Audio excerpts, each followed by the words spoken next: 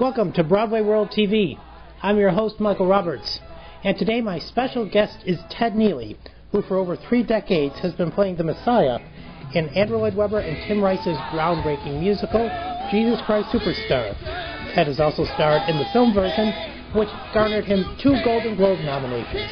Please welcome Ted Neeley. Thank you so much. And welcome to Chicago. It's absolute pleasure to be here. Thank you. And can you do something about the weather while you're here? Can you just make it a tad bit warmer? I'll make a phone call now. There you go. Why don't you tell me about your musical background? Well, I think the best way to let the people who are watching know what Ranger, Texas is all about is there's a film out right now called There Will Be Blood, and it's pretty much about my hometown. Yes. That's where I come from. That kind of beginnings. I got into rock and roll, playing drums when I was a child. Played rock and roll drums until people got sick of me playing it. And then Tom O'Horgan allowed me to jump into Hair. And you starred in both the New York and the LA production of Hair. Yes. Correct? Claude Hooper, both coasts. And Tom, of course, directed the Broadway production and the tour of Superstar. That's right. Tom was our introduction to Hair, bless his heart. Tom O'Horgan got us all into Hair and then asked us, a lot of us, to come into Superstar, and we did it in New York, and then we also did it in Los Angeles at the amphitheater. Without Hair, I don't think there would have been a live theatrical production of Superstar. It paved the way. 3 years of people conditioning themselves to rock music and theater. It just opened the doors for Superstar. And I'm sure everybody knows Superstar started out as a concept album with Ian Gillan from Deep Purple. Whose licks I stole. Really? Yes. I listened to Ian and just said, okay, let me see if I can copy that. Isn't it amazing, though, with Jesus Christ Superstar, how it was so controversial at the time, then became so mainstream? Yes. Time changes things. Doesn't it? One of my favorite stories that you tell is, because you were at the heyday of the protesters, that you would give the protesters tickets to go see the show. And then you would have a discussion with them about the show afterwards. Exactly right. We would literally have to push our way. I started to say fight. We never had any fisticuffs, but push our way through those picket lines to get in the building just to go to work. It was the Mark Hellinger Theater in New York, which, by the way, after we left, became a church. Yes, it did. But the people were just adamant about not letting us get in. They seemingly thought we were going to destroy the religious fiber of the community. So I would just say, have you seen the show? Exactly. Come on in. And what do you think the difference was? Because the initial stage production in London was one of the longest running London productions ever. And it really didn't have the same success stage-wise in New York to start. It's really the movie that That's exactly took the show off. That's right. What do you think the difference was between the London staging, or maybe it was even the audiences, how they embraced it as opposed to the New York and Broadway audiences? I also think that, in addition to what you just said, that the film had a lot to do with opening people's eyes about what the piece was. I mean, think about it this way. It's an album, tremendously successful album. And the people who bought the album obviously were fans and loved what they heard. The people who didn't purchase the album, by and large, heard about it because of the media and took issue with just the title, Jesus Christ Superstar. And then they found out that Jesus was actually singing, and God forbid he was singing with a rock and roll band. You see, that just didn't work. And the biggest hit from the piece was I Don't Know How to Love Him, sung by Mary Magdalene. So they put words in between those lines and figured out things that just weren't proper. So you think about when we opened, which was in 71 on Broadway, then the film came out in 73. That let the world see the movie, and they saw that something was going on that was beautiful as opposed to something that was blasphemous. And the London piece opened and ran literally forever. I think it's the longest running, consistently running show that's ever been at the West End. Yes. It's going to eclipse everything, I guess, right? Yeah, I guess so.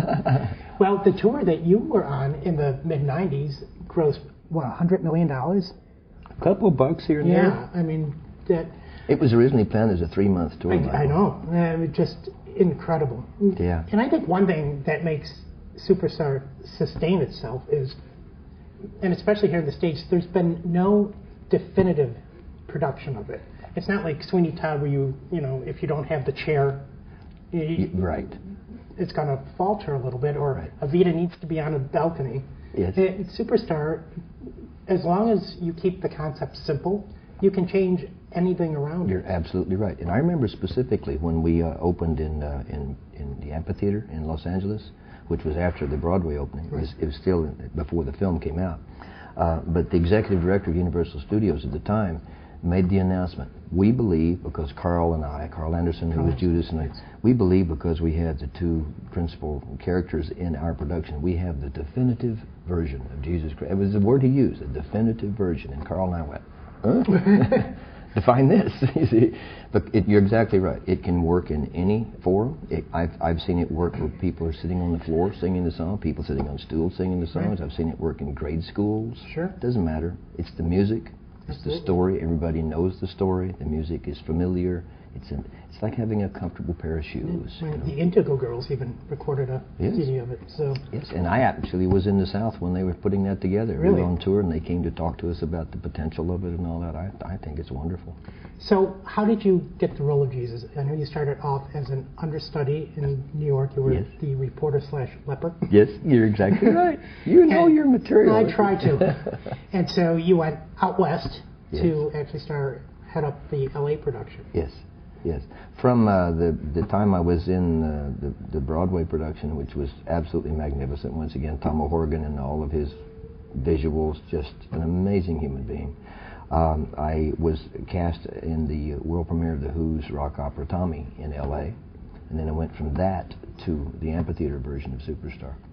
Carl and I got to do Jesus and Judas in Los Angeles briefly before we went off to the film. Sure.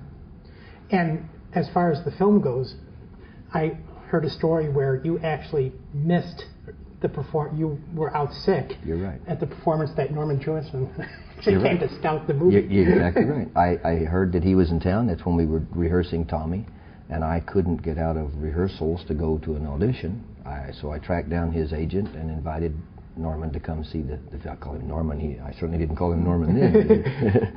And invited him to come. And I asked the agent, if he does come, please just don't let me know he's there, because I think I might not be able to handle knowing he's in the audience. And he came on a Saturday, and I had been in the matinee and was injured, knocked out cold in the matinee, and the doctor said you shouldn't go on in the evening. How were you knocked out cold? Tommy was a very physical piece. I was the only non-dancer in the entire production, and it was extremely physical, a lot of gymnastics as well as a lot of dance. And there was one sequence called the Under Tour where Tommy, as a young boy, was literally tossed around the stage from dancers to dancers, and they all were great. An understudy was in and missed the cue. Wow. Yeah, so I didn't go on that evening, and that was the evening that Norman came to see the show. I didn't find out till the next day. The agent called me just vehement that I had not been there because he'd set it all up, and I had no idea what to do. In my naivety, I just said to the agent, is there any way maybe you can invite him to lunch? Maybe I can apologize. And he worked it out for me to meet him for lunch. Wow.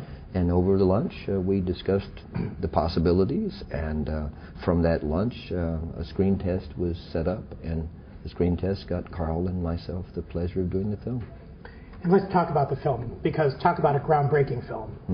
You actually filmed it on location. In Israel. And used runes, and I mean, everything was pretty much as is, and you Every took single over the thing, space. everything in the film, with the one single exception of the moat for King Herod. Right. Our company built that moat and sat it on the Dead Sea, but everything else was as is. And there's a story you told once about your song Gethsemane, that it was sunny for every day of the shoot, and then at the end, all of a sudden, the clouds just broke. We weren't ready for any of that. No. It happened also during the crucifixion. And the reason Norman chose those locations is it hadn't rained in centuries in the middle of the desert to anybody's knowledge. Wow. You know. But it did, both of those moments. It was absolutely remarkable, especially during the crucifixion. It was torrential rain, tornado winds. We had to stop shooting, and it rained for 2 days straight. We had to close down the set for 2 days straight until it went away. I mean, the kind of rains that washed cars into the Dead Sea, that kind of thing. I just striking because I grew up with the film, but I think it's time to say when you say now before I change my mind, just the colors, the orange and the reds. It was just the cameraman must have been just like, oh my God, let's shoot it now. They were all amazed. You know, they had no idea. I mean, obviously Norman went to that country for obvious reasons. You see, we could have done it in any desert, but he wanted that atmosphere to happen, and it did. But we had no idea that the big gaffer in the sky was going to treat us so well. You see. Now, wasn't it you and Norman that collaborated at the end of the film? It's really the first time Jesus Christ Superstar had any inference of a resurrection, where you see a shadow, almost shepherd-like. And you had a lot of input on that, didn't you? Norman and I both. Tim went into the first 4 books of the New Testament, primarily the book of John, and decided to go for the last 7 days in the life of the man called Jesus Christ. And he was adamant about life, you see, because he wanted the rest of the world to make up their own minds after life. And he wanted it to end with the crucifixion. So therefore, I mean, we went back and forth a lot about it, but that's the reason that it was ended at the crucifixion. But Norman, in his ultimate cinematic wisdom, wanted to linger on the cross and the sunset long enough to let people make up their own minds as well about that, using the cross as the symbol of Christianity, which it has always been. Here comes the shepherd and the flock.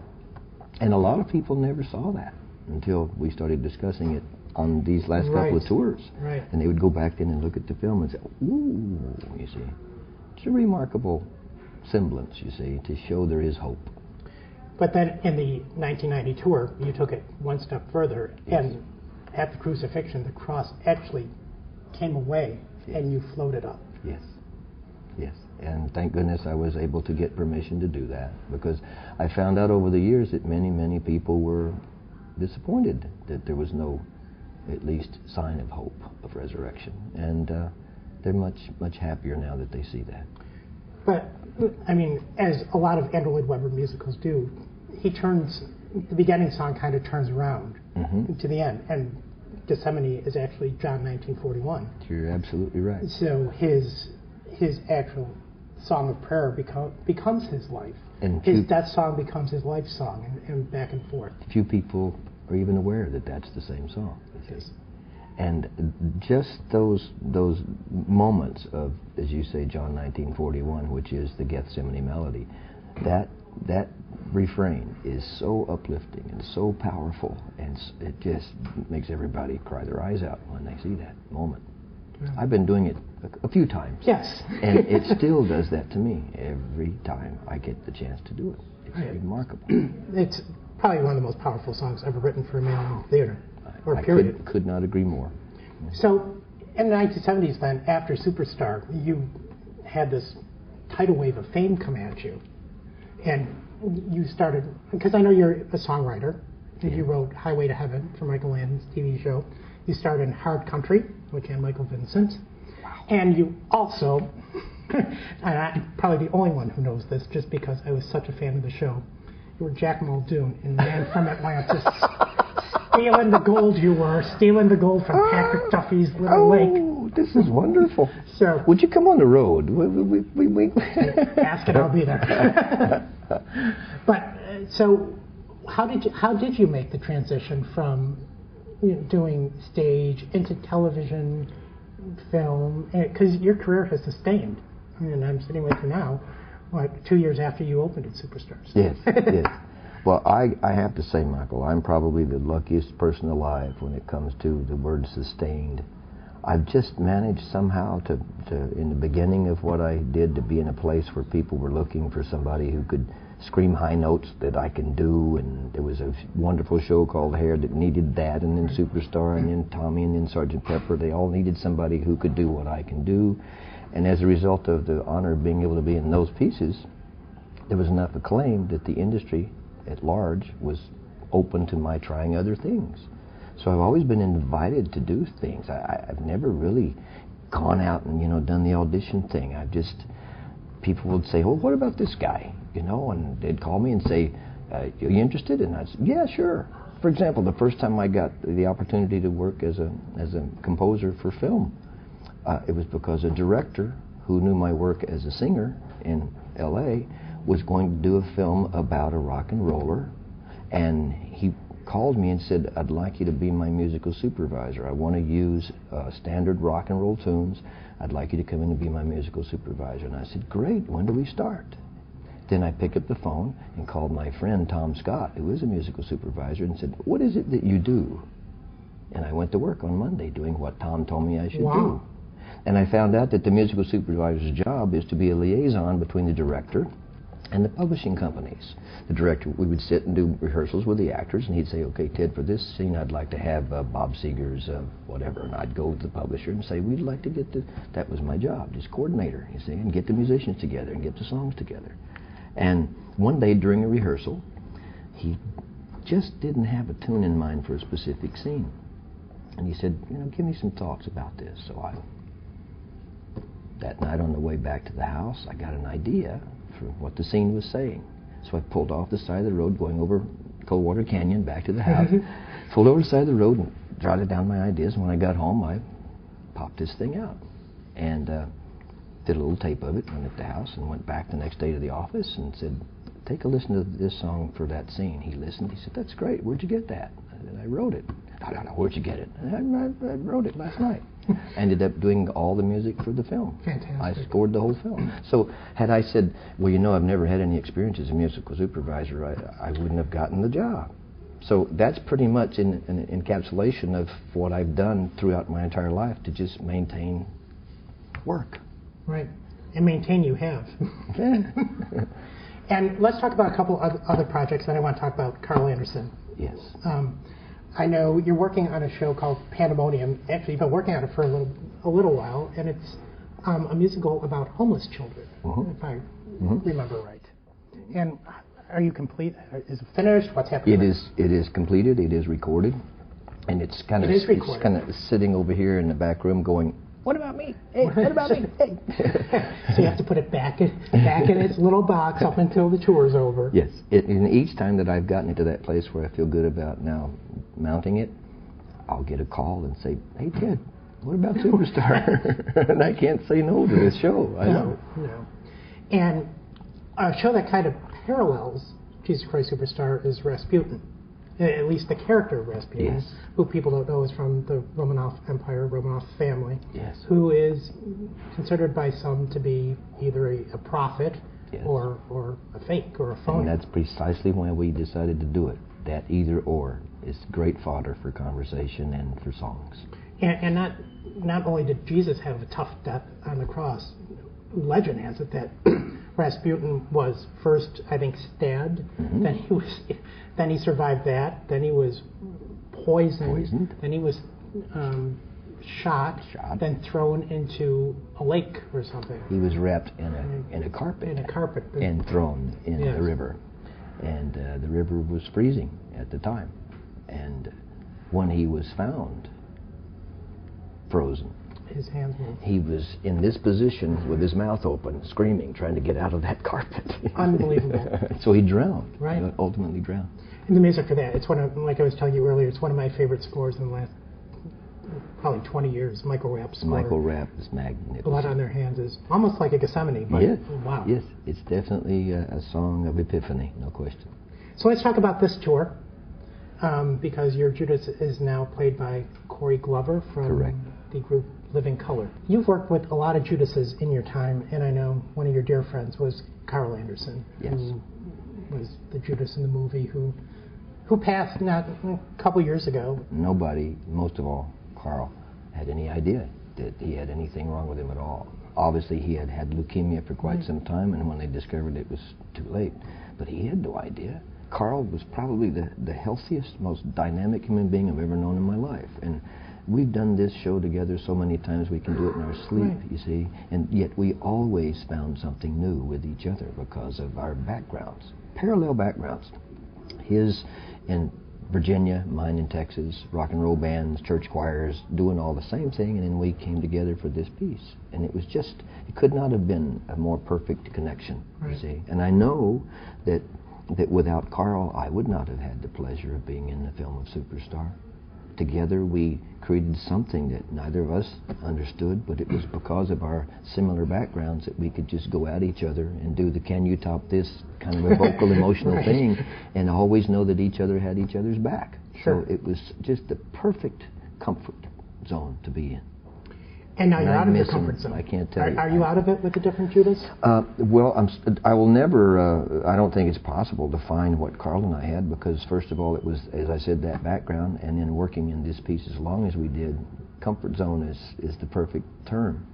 However, when Carl passed, Carl was supposed to be in this tour. We were putting it together so he and I could do this, as was the piece that we talked about earlier in Los Angeles. We're going to do that whole thing. So when he fell ill, I felt that it was a big sign saying it's time to stop doing this. So I said so to the producers and promoters. But they all, though knowing Carl, all of them as well as they know me, they thought maybe we should give it a shot anyway. And they convinced me that we should search for someone to play Judas. So we started the casting process. And it went over a year and a half. We saw brilliant actors who just couldn't hit the notes. We saw magnificent singers who couldn't bring the intensity necessary. And mind you, here I am sitting in the judgment chair looking for Carl. And that was my mistake. I'm looking for Carl. And I realized you can't find Carl. You just got to realize that you got to go somewhere else. Even so, after a year and a half, I felt, well, it's just not going to happen.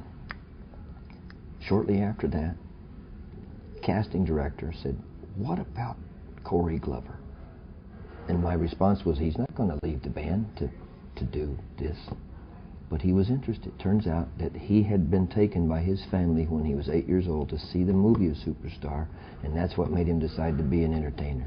Wow. And his biggest influence as a singer was Carl Anderson. He wanted to do this show desperately. And he's doing a magnificent job. People love him everywhere we go. And who's your Mary Magdalene in this production? Her name is Tiffany Dodson. She's from Nashville. It's her first national tour. She's been with us now for 2 years, and she's just wonderful. Oh. And how is this production different than probably the 1990s production that you...